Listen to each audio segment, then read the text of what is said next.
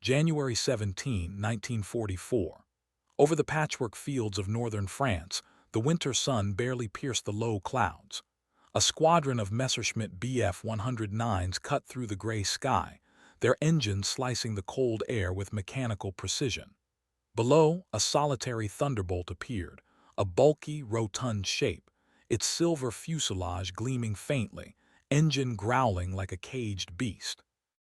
The German pilots laughed. "What is that? A flying bathtub?" one called, voice crackling over the radio. They had been trained to see speed, agility, and sleek lines as the marks of a true fighter. The P-47 had none of these. It lumbered, it rumbled, it looked slow, almost clumsy, like an easy target. Then, with a deafening roar, the Thunderbolt's 8.50 caliber machine guns erupted. Tracer rounds stitched through the air, cutting arcs of fire across the sky. The Bf 109s felt the sting almost immediately. Metal shuddered, engines smoked, pilots cursed. Laughter died on frozen lips. What they had mocked moments before was no joke. It was a storm in the sky, relentless, brutal, and unforgiving. End line transition to context. But the Thunderbolt was no ordinary fighter. Its story began long before this first deadly encounter. By 1943, the air war over Europe had reached a critical point. The Allied bomber offensive against Germany was intensifying. The skies were filled with the droning thunder of B-17 Flying Fortresses and B-24 Liberators, their heavy frames packed with bombs, escorted by long-range fighters. The Luftwaffe, still formidable, had honed its tactics over 4 years of conflict, meeting every incursion with fierce resistance. Germany's fighter force was disciplined, experienced, and ruthlessly efficient. Messerschmitt Bf 109s and Focke-Wulf Fw 190s were the backbone of the Luftwaffe, capable of reaching altitudes above 30,000 feet, striking with blistering speed, and retreating before a counterattack could form. German aces had refined air combat into a deadly science, calculating angles, fuel, and energy to maximize every engagement. Yet the Allies were changing the game. In late 1942, American aircraft manufacturers had begun delivering new types of long-range fighters to Europe. One of these was the Republic P-47 Thunderbolt, a fighter that defied conventional expectations. Where previous American aircraft emphasized agility and lightness, the Thunderbolt relied on sheer power, ruggedness, and firepower. Its massive Pratt & Whitney R2800 double Wasp radial engine generated over 2,000 horsepower, propelling a 10,000-pound airframe through the sky at speeds approaching 430 miles per hour. The P-47's design reflected the philosophy of its creators: survivability first. Its airframe was built to absorb punishment. Pilots could return from missions riddled with holes and still land safely. This was a stark contrast to earlier fighters, which required precision and finesse to survive. For American pilots who were rapidly training to meet the Luftwaffe head-on, this was both a reassurance and a challenge. The aircraft's weight and size made it less nimble than a Bf 109 in a turning dogfight, yet its speed in a dive, and its ability to carry 8.50 caliber machine guns offered opportunities for devastating strikes. Early impressions among Luftwaffe pilots, however, were dismissive. Intelligence reports described the Thunderbolt as overgrown and slow, a lumbering target compared to their streamlined fighters. Reconnaissance pilots spotted these flying tanks over bomber formations and assumed them to be easy prey. German propaganda, confident in the skill of their airmen, encouraged mockery. Photographs circulated showing Thunderbolts as awkward, almost comical silhouettes. But appearances were deceiving. The P-47 was designed to dominate in high-speed dives, to absorb damage that would cripple other fighters, and to unleash a torrent of .50 caliber firepower that could shred wings, fuselages, and fuel tanks. American squadrons trained relentlessly in formation tactics, learning to protect bombers, maximize their firepower, and exploit the Thunderbolt's strengths while minimizing its limitations. The lessons were brutal and unforgiving. Mistakes meant loss of life. At the same time, the operational environment over Europe demanded adaptability. Weather was a constant threat. Winters were harsh, and cloud cover could descend suddenly, obscuring the ground and sky alike. Pilots had to navigate not only enemy fighters but anti-aircraft flak from the ground. Missions over heavily defended German industrial regions became exercises in endurance, coordination, and nerve. The P-47, with its long range and heavy armor, was increasingly suited to these conditions. American commanders began to integrate the Thunderbolt into bomber escort missions, initially alongside the more agile P-38 Lightning and later as a standalone escort fighter. Its reputation grew slowly, forged not by propaganda or aesthetics, but by results. Bombers reaching targets more reliably, fewer pilots lost, and Luftwaffe fighters beginning to reconsider the underdog they had once mocked. The stage was set for confrontation. Over the cold, steel-gray skies of Europe, the Luftwaffe's confidence would meet the raw, unrelenting power of a fighter that seemed improbable, almost laughable, to those who first encountered it. The first clashes were a revelation, and a shock that would change perceptions on both sides. The P-47 Thunderbolt's design was born from the necessity of survival in an increasingly lethal air war. Republic aviation engineers, led by Alexander Kartveli, prioritized power and resilience over elegance. Its radial engine, nearly 5 feet in diameter, dominated the nose of the aircraft, giving it a distinctive silhouette. Unlike the sleek, needle-like Messerschmitts, the Thunderbolt resembled a compact battleship in the sky, heavy, solid, and unapologetically robust. The aircraft's armament was revolutionary for its time. 8.50 caliber M2 Browning machine guns, mounted 4 per wing, allowed the P-47 to saturate targets with concentrated fire. Each gun carried hundreds of rounds, and in the hands of a skilled pilot, a single pass could devastate enemy fighters or batter flak emplacement positions on the ground. Combined with the Thunderbolt's speed in dives and exceptional high-altitude performance, it became a platform capable of dominating both air-to-air and air-to-ground missions. Yet the aircraft's bulk had consequences. The Thunderbolt was not as agile as the lighter, more nimble Luftwaffe fighters. German pilots, steeped in dogfighting tradition, initially assumed they could outmaneuver and destroy the Thunderbolt with ease. In early engagements, this assumption led to overconfidence. They were unprepared for the combination of firepower, durability, and dive speed that the P-47 could deliver.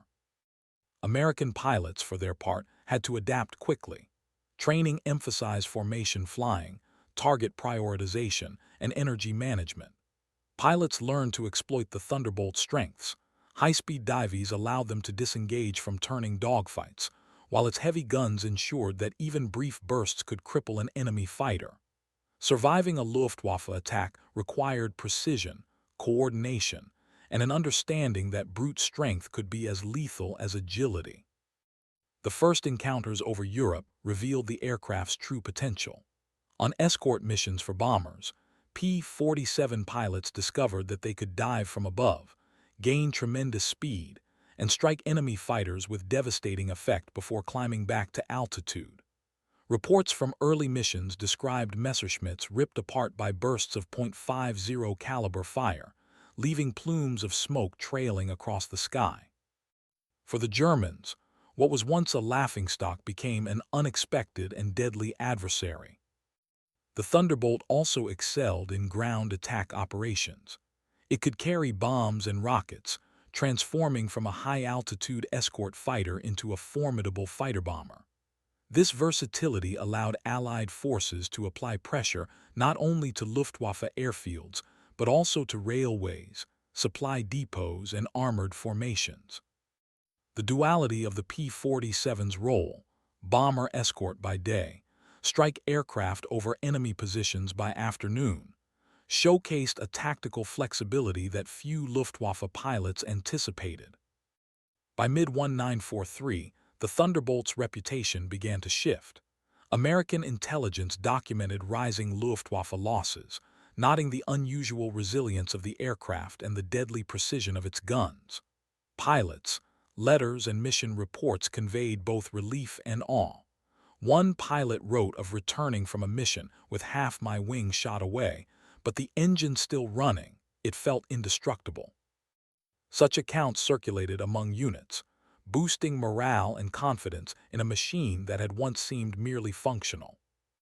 German pilots, in turn, began to adjust their tactics. Diving attacks became more cautious. Engagement angles were reconsidered, and formations shifted to counter the threat. Yet, the Thunderbolt's combination of speed in a dive, firepower, and rugged survivability made it difficult to neutralize. Each encounter taught a lesson.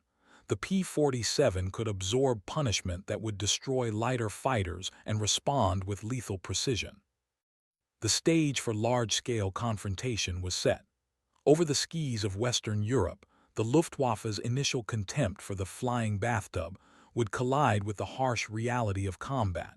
From mocking smiles to shocked expressions, the transformation was swift and absolute.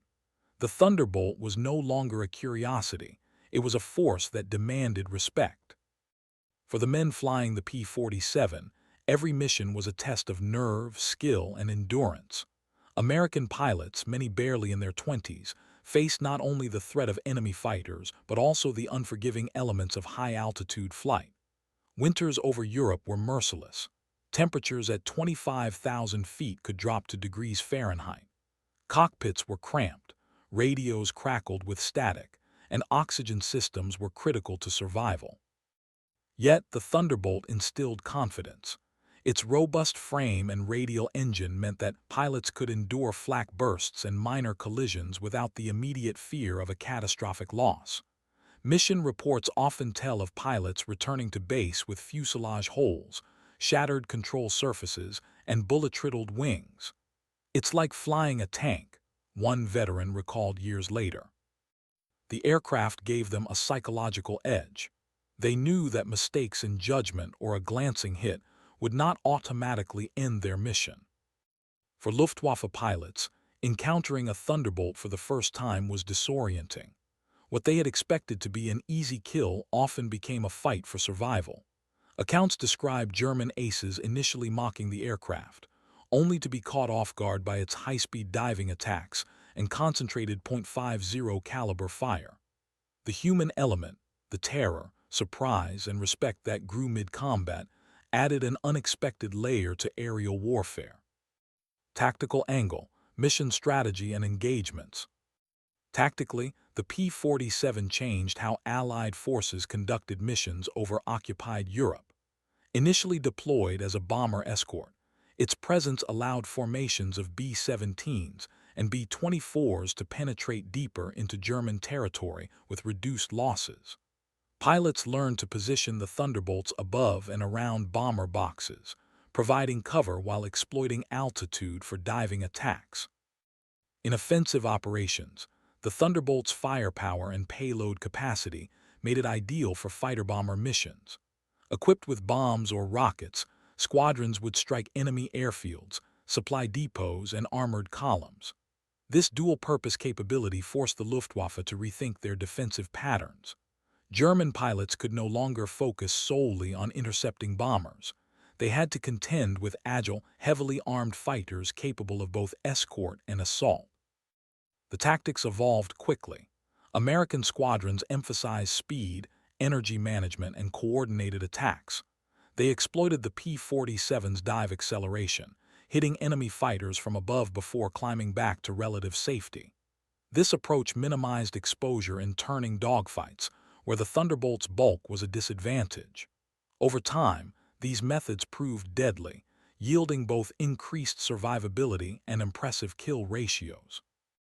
Technological angle, the aircraft itself. The P-47 Thunderbolt was a marvel of engineering. At 10,000 pounds empty weight, it was the heaviest single-engine fighter in the sky. Its Pratt & Whitney R2800 double wasp radial engine generated 2,000-plus horsepower, driving a four-blade propeller capable of propelling the aircraft to nearly 430 miles per hour at altitude. Unlike inline-engine fighters, the radial engine was forgiving. It could sustain damage and continue running, which contributed to pilot survivability. Its armament was unmatched at the time. 8.50 caliber M2 Browning machine guns offered immense firepower, capable of destroying enemy fighters with short, concentrated bursts. In addition, the Thunderbolt could carry up to 2,500 pounds of bombs or 8 5-inch rockets, enabling both air-to-air and air-to-ground operations. Combined with its ability to dive at high speeds, this made it extremely difficult for enemy fighters to counter without taking severe risk. The aircraft's armor further enhanced its reputation. Self-sealing fuel tanks, reinforced cockpit protection, and resilient control surfaces allowed pilots to return from missions that would have been fatal in other aircraft. In combat reports, pilots described surviving mid-air collisions, flak hits, and strafing counterattacks, experiences that built both the aircraft's legend and the confidence of its crews. The P-47's effectiveness was shaped not only by its design and pilots, but by the commanders who deployed it. American air leadership faced a difficult balancing act. The strategic imperative of bombing Germany's industrial heartland required fighter escorts capable of surviving long-range missions, while also providing decisive support in tactical operations.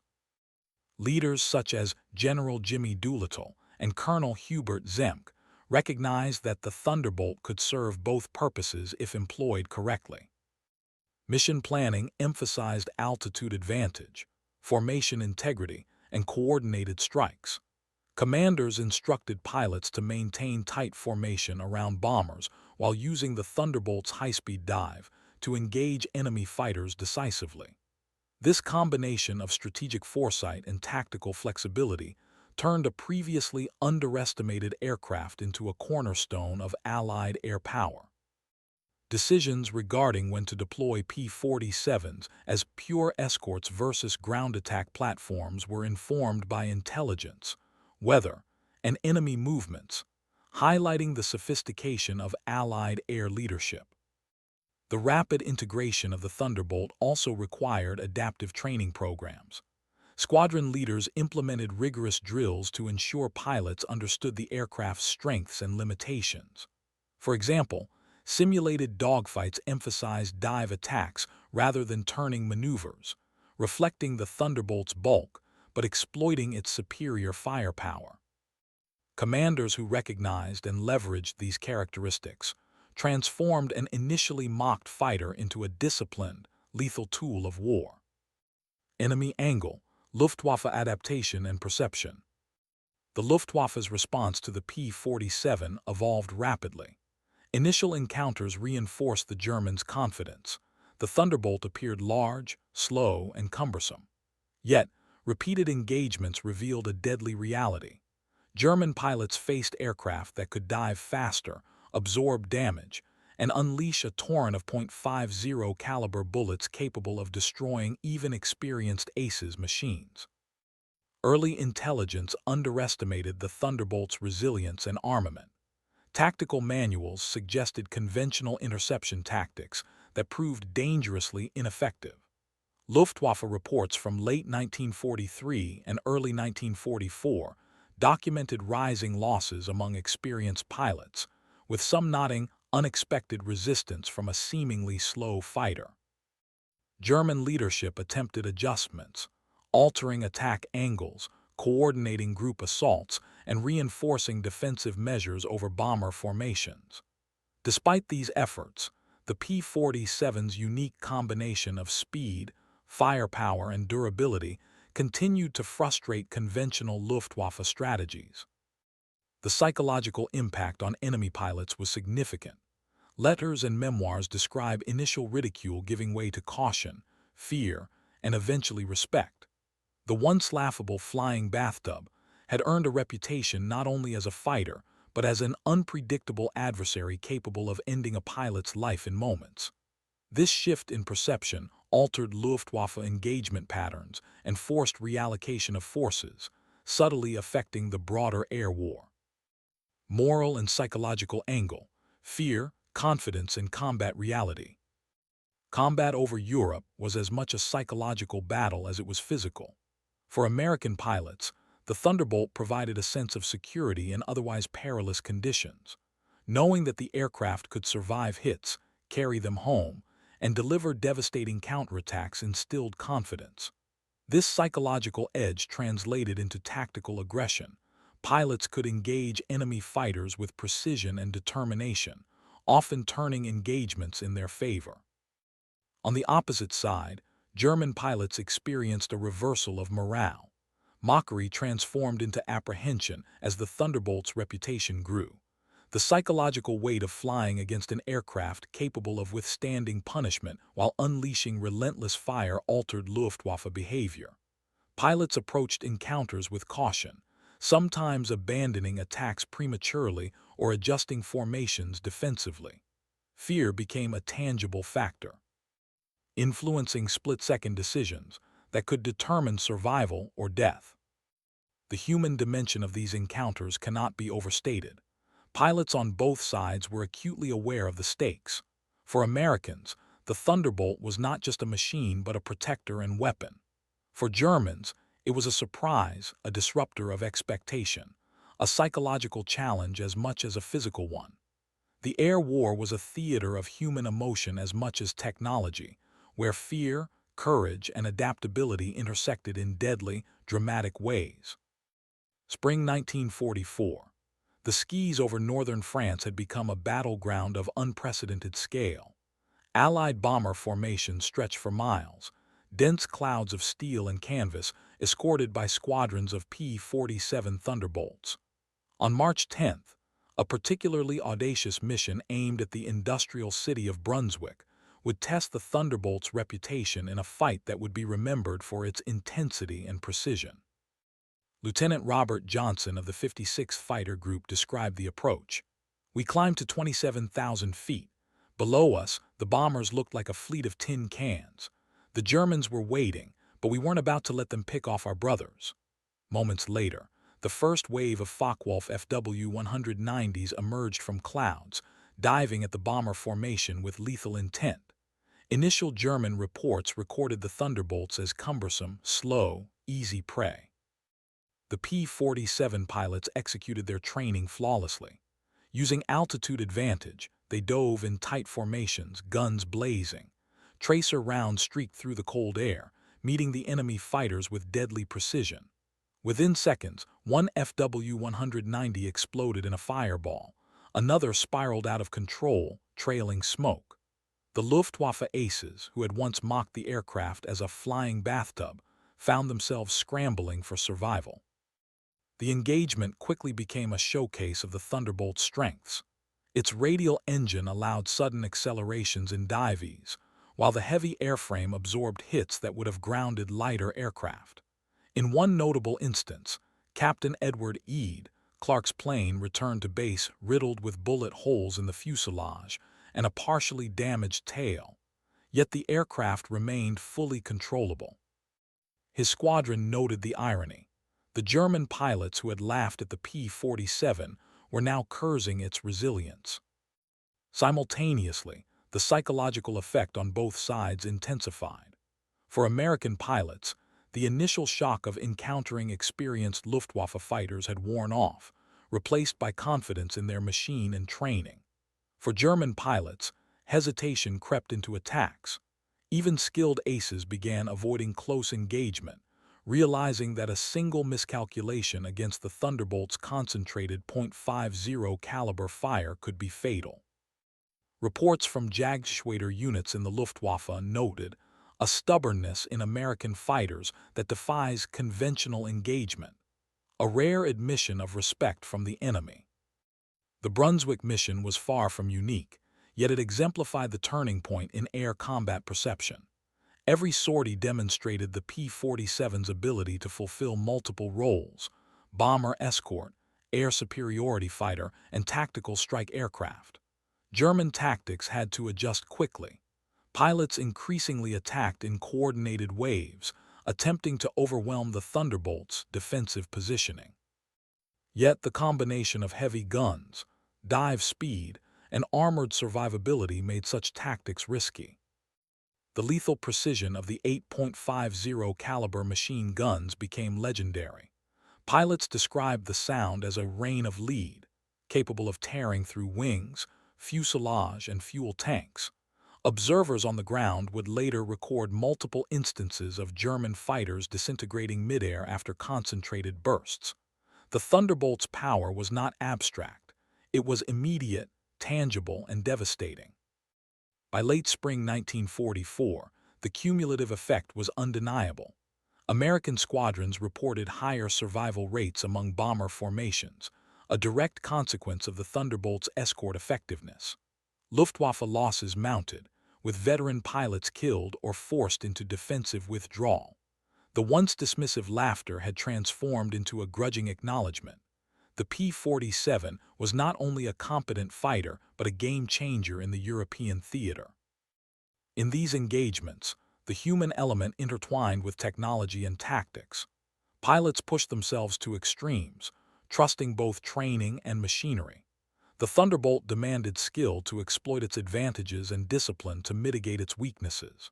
The Luftwaffe's initial contempt had inadvertently underestimated not just the aircraft but the combination of pilot courage, tactical planning, and engineering innovation that made it formidable.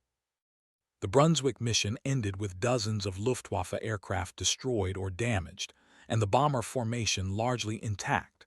Mission debriefs highlighted the Thunderbolt's decisive role. One report noted, "Without the P-47, our losses would have been catastrophic. Its presence alone altered the enemy's approach." This was the moment when ridicule gave way to respect, when mockery turned into fear, and when the Thunderbolt's lethal capabilities were undeniably proven. By summer 1944, the air war over Europe had escalated to a scale that tested every pilot and aircraft. The D-Day landings on June 6 demanded unprecedented air support, with the Thunderbolt playing a pivotal role in both escort and ground attack operations. For the Luftwaffe, the skies over Normandy became a crucible where the P-47's full power was revealed.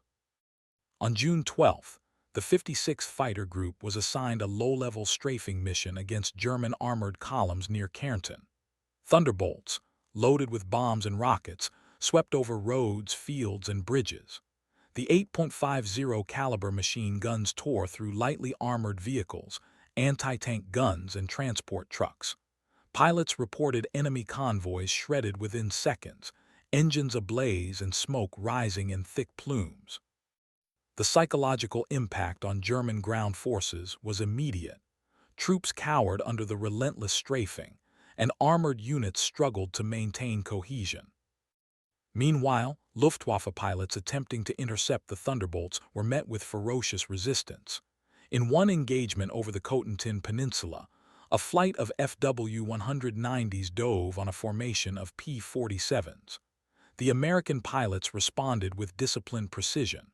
From above, they dove, unleashing controlled bursts that decimated the attackers before climbing back into the sun, out of range.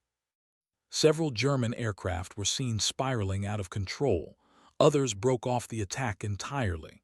It was a tactical ballet of speed, power, and firepower, the Thunderbolt's defining traits brought to life in deadly clarity. The combination of bomber escort, air-to-air combat, and ground attack forced the Luftwaffe into an almost constant state of reaction. Their strategies, once predicated on predictable Allied formations, had to adapt to an aircraft that could switch roles seamlessly. Reports from Luftwaffe Command noted increasing caution. Attacks were delayed, formations fragmented, and losses rose disproportionately. Even seasoned aces admitted that engaging P-47s required reevaluation.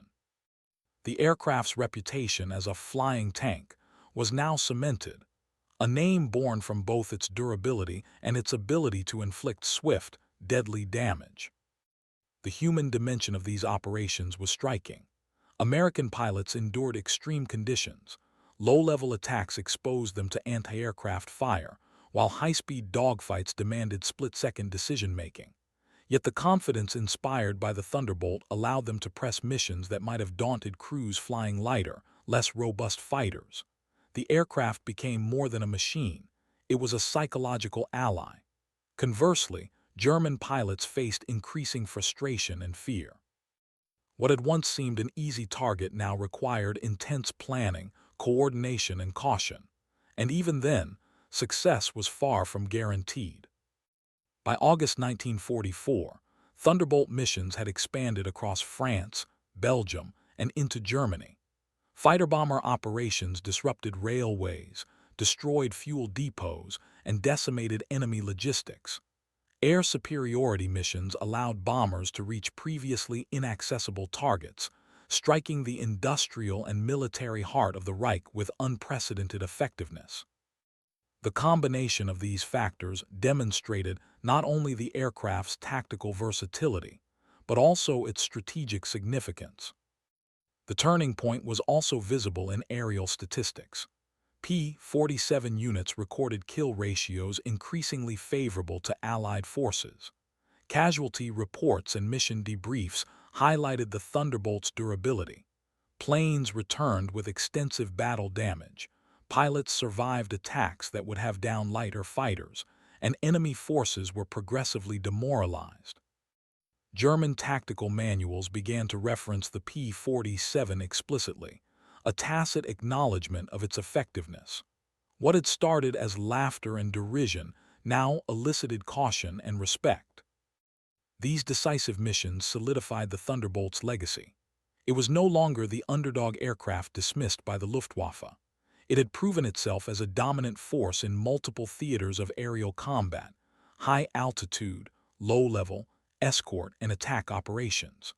The P-47's legend was not fabricated by propaganda, but forged in fire, steel, and the courage of pilots who relied on it for survival and victory.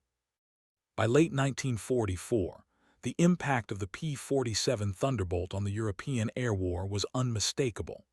American air forces had begun to dominate skies that had previously been contested heavily by the Luftwaffe. The Thunderbolt had proven itself in countless bomber escort missions, low-level strafing attacks, and fighter engagements, establishing a reputation that transformed both Allied confidence and German caution. Bomber losses decreased notably. Mission reports from the 8th Air Force indicate that formations escorted by P-47s suffered significantly fewer casualties compared to earlier operations, without robust long-range fighter support. The Thunderbolt's high-altitude performance and heavy armament allowed pilots to engage Luftwaffe fighters decisively, creating a protective shield for the vulnerable B-17s and B-24s below. One squadron debrief noted that German pilots, once aggressive and confident, had shifted to defensive postures, delaying attacks or disengaging entirely when faced with the Thunderbolt. The numbers spoke volumes. Between mid-1943 and late 1944, P-47 squadrons claimed hundreds of Luftwaffe aircraft destroyed, while sustaining losses far lower than anticipated. Reports highlight instances of pilots returning with fuselages riddled by flak or bullets, yet able to land safely. These survivals became emblematic of the aircraft's durability and contributed to its mythos. The combination of speed, firepower, and resilience was unmatched in Allied service at the time. The Luftwaffe's response was both tactical and strategic. German commanders ordered adjustments in formation tactics, emphasizing multi-plane attacks, higher caution during dives, and avoidance of lone encounters. Experienced pilots who had once dismissed the Thunderbolt began to brief new recruits on its strengths and dangers. Memoirs from German aces note the frustration of seeing entire flights disrupted by concentrated bursts of .50 caliber fire, the irony of a bulky aircraft outmatching their lighter, more agile fighters, and the challenge of countering it without incurring heavy losses. Beyond statistics, the The psychological impact on both sides was profound. American pilots flew with renewed confidence, trusting their machine to withstand punishment and deliver deadly returns. This translated into more aggressive engagement tactics, greater mission effectiveness, and higher morale across squadrons. German pilots, in contrast, had to contend with the unpredictable threat of an aircraft that could dominate them in multiple ways: bomber escort, dive attack, and low-level strafing. What had begun as ridicule had become a persistent, nagging fear, affecting decision-making and engagement strategies. The Thunderbolt's dual role as fighter and fighter-bomber also redefined operational planning. Its ability to carry bombs and rockets allowed Allied commanders to attack supply lines, armored formations, and strategic targets deep in enemy territory.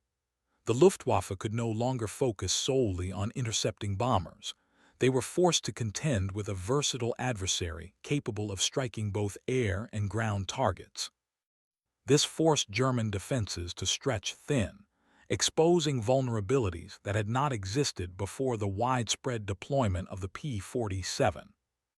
Reports from units across the European theater emphasized that the Thunderbolt's contribution extended beyond individual sorties.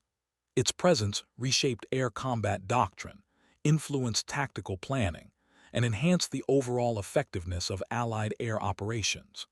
The aircraft had proven that design philosophy, favoring firepower, durability, and speed in dives, could redefine what constituted superiority in aerial warfare. Influence on the European air war was evident in both tangible and intangible ways. Its pilots returned with stories that became legend, accounts of surviving flak bursts that shredded wings, evading enemy fighters while unleashing torrents of .50 caliber fire, and completing missions that seemed impossible. These narratives circulated through squadrons, reinforcing confidence and the aircraft's reputation as nearly indestructible. The Luftwaffe, meanwhile, grappled with a changing reality. German pilots had to revise engagement doctrines, often avoiding the Thunderbolt unless they had a clear advantage in numbers or altitude. Reports from Jagdschwader units indicated that mission planning increasingly accounted for the P-47's high-speed diving attacks and its devastating firepower. Experienced pilots warned newcomers that underestimating the flying tank could result in immediate loss, a rare admission from an air force historically proud of its aerial prowess. Statistically, the Thunderbolt's record was impressive. Squadrons claimed thousands of enemy aircraft destroyed over the course of the war, with pilot losses significantly lower than in comparable engagements involving lighter, less armored fighters. Beyond air-to-air combat, the aircraft's impact on ground operations was profound.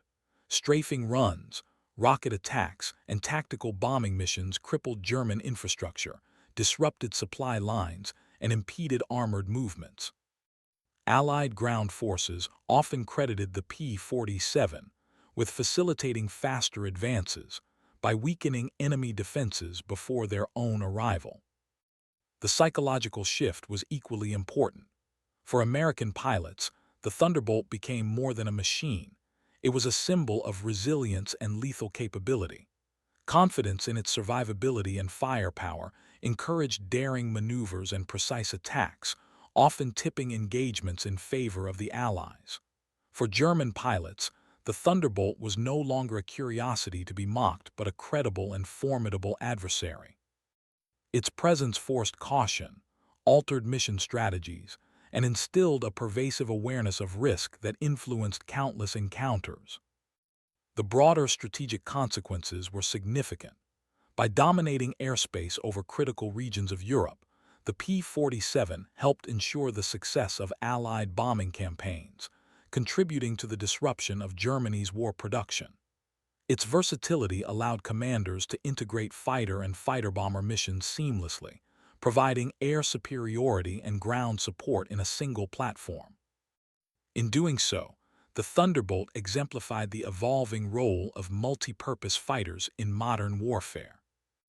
The aircraft's legacy extended beyond operational metrics. Letters, diaries, and memoirs from pilots describe a deep bond between man and machine, born from countless missions in which survival and victory depended on both skill and engineering excellence. One veteran recalled returning from a strafing run over a heavily defended airfield. "I looked down at my Thunderbolt, and it was battered, bleeding, but still flying. I realized then it was more than metal. It was a partner that never let me down." Such sentiments underscore the human dimension of the P-47's impact, a machine that inspired courage while exacting respect. By the end of 1944, the Thunderbolt had earned a reputation that would endure beyond the war. Its combination of firepower, durability, and versatility had not only altered the course of aerial combat, but also reshaped the psychological and tactical landscape of the European theater. German pilots approached engagements with caution, Allied squadrons gained confidence, and commanders recognized the strategic advantages of deploying an aircraft capable of excelling in multiple roles. The story of the P-47 Thunderbolt is one of transformation, both of perception and of warfare itself. Initially dismissed, mocked for its size and apparent lack of agility, it became a symbol of raw power, resilience, and deadly precision. Its 8.50 caliber machine guns, massive radial engine, and armored frame turned skepticism into respect, teaching both friend and foe that appearances in war can be profoundly deceiving. More than a machine, the Thunderbolt embodied the marriage of engineering, training, and human courage. Pilots trusted it with their lives, relying on its durability to survive encounters that would have been fatal in lesser aircraft. Its design encouraged boldness, dives that shattered enemy formations, strafing runs that disrupted logistics, and precise fire that could end a fight in seconds. In doing so, it reshaped how air combat was fought and how success was measured. The Luftwaffe's experience with the Thunderbolt also offers a lesson in adaptation. The initial underestimation of the aircraft led to losses and tactical recalibrations, demonstrating that technological innovation can shift the balance of power, forcing even the most experienced adversaries to rethink strategy. In this way, the Thunderbolt was not just a fighter. It was a catalyst for change, redefining aerial engagement in both tactics and psychology. Its legacy extends beyond statistics and battle reports. It serves as a reminder that resilience and raw capability often triumph over preconceptions. The Thunderbolt story is also a human story, of pilots facing mortal danger, of commanders orchestrating complex operations, and of an Air Force learning to harness a machine's full potential. In the end, the P-47 Thunderbolt stands as a testament to the interplay of innovation, courage, and perseverance. It is a lesson in how underestimated tools, when understood and wielded skillfully, can alter the course of conflict. From mockery in the sky to mastery in combat, it left an indelible imprint on World War II history, and on the men who flew it, the enemies who feared it, and the very evolution of air warfare itself.